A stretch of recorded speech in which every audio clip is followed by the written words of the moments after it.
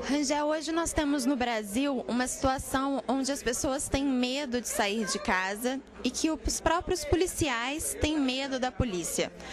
Na sua opinião, é possível reverter essa situação? Olha, é possível. O Viva Rio trabalha no tema da redução da violência há cerca de 10 anos já. E temos uma experiência não só no Brasil como internacional, o que nos indicou que vários países resolveram o problema da violência de forma satisfatória, né? E para isso é preciso algumas premissas, porque sem elas realmente o país continua a implementar uma política herdada do regime militar, que é uma política de pura repressão, né? E que ataca os efeitos e não as causas. O Brasil, no cenário internacional, em números absolutos, é o país com o maior número de mortes por arma de fogo do mundo. São mais de 100 mortes por dia. Então tem alguma coisa errada com o Brasil. Violência há no mundo inteiro, agora a violência com morte, como é no Brasil, ou a violência dos bandidos contra a polícia, o desrespeito que se tem pela polícia, é uma coisa raríssima acontecer. Eu vivi em vários países, analisamos a situação. Então tem várias coisas erradas no Brasil.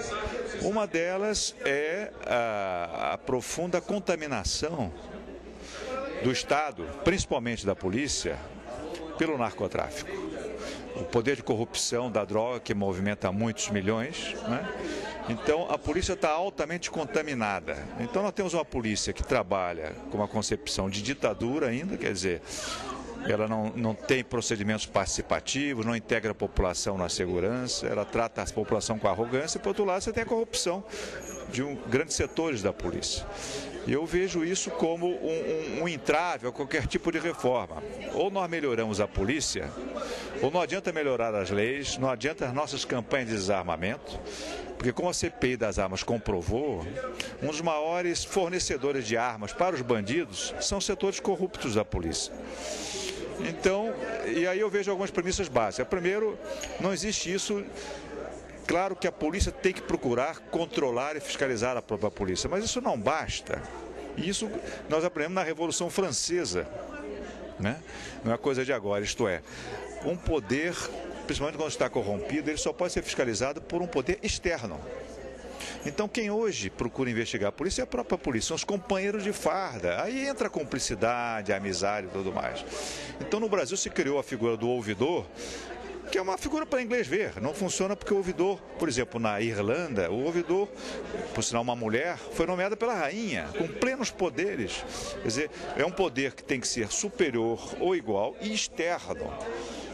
Por exemplo, a polícia de Nova York, que melhorou muito, e eu morei em Nova York antes, depois voltei em Nova York e vi uma transformação radical na pacificação da cidade, 25% dos policiais foram postos na rua e na prisão, por pesquisas, por investigações externas, isto é, sem cumplicidade interna. Então, o ouvidor no Brasil é nomeado pelo comandante da polícia, ele não tem independência nenhuma.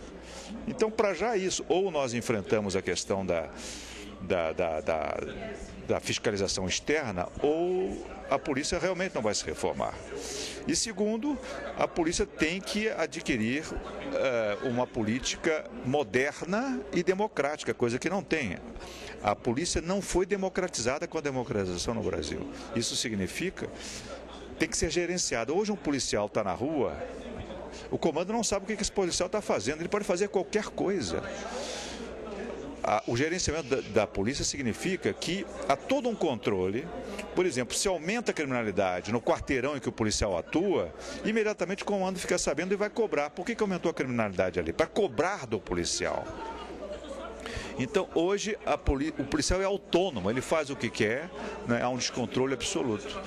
Então, o segundo aspecto que eu menciono é exatamente a necessidade de modernizar e a polícia ser gerenciada, né, de maneira que haja um efetivo controle e cobrança do policial. O policial não é cobrado.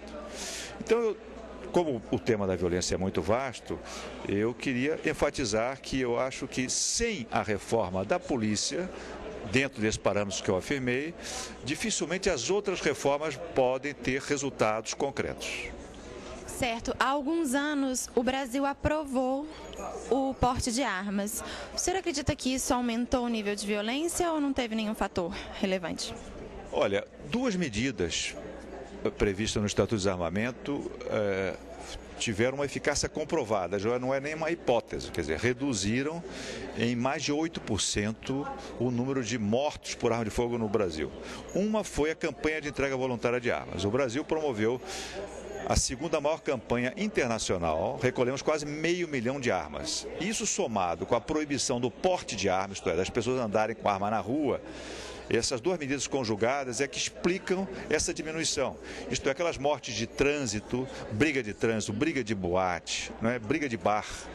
A coisa mais comum é nas periferias pobres, principalmente os homens não têm o que fazer, o programa é ir para o bar da esquina, ver futebol na televisão, encher a cara de cana. Isso geralmente acaba em briga.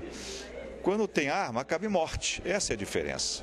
Então é só ver os boletins de ocorrência da polícia, como no final de semana sobe as estatísticas de morte.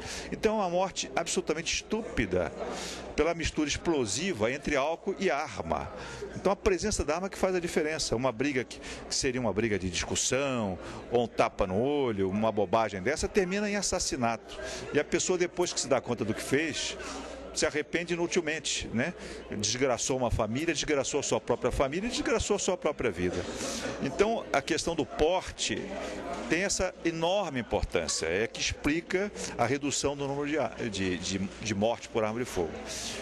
Mas o Estatuto de Desarmamento são mais de 30 artigos e a maioria ainda está no papel. Então, muitas medidas importantíssimas, né?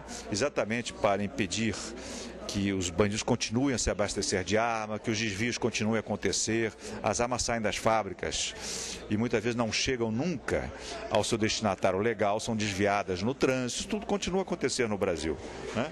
Você vê no Rio de Janeiro, na minha cidade, né? Quer dizer, os bandidos resistem a meses de cerco porque eles têm suprimento abundante de armas e munições. Isso é um absurdo, né? E, no geral, armas brasileiras. Munição brasileiríssima, isto é, não se fiscaliza porque não há vontade política, porque os interesses são fortíssimos. A indústria de armas e munições move milhões. Há muita complexidade dentro do Estado, dentro das autoridades encarregadas de fiscalizar que não fiscalizam, né? Muita corrupção nesse setor. E a aplicação integral do Estatuto levaria à inibição, ao combate desse tipo de desvio, de maneira a sufocar, tirar a arma da mão do bandido. Isso tudo está para ser feito em grande medida.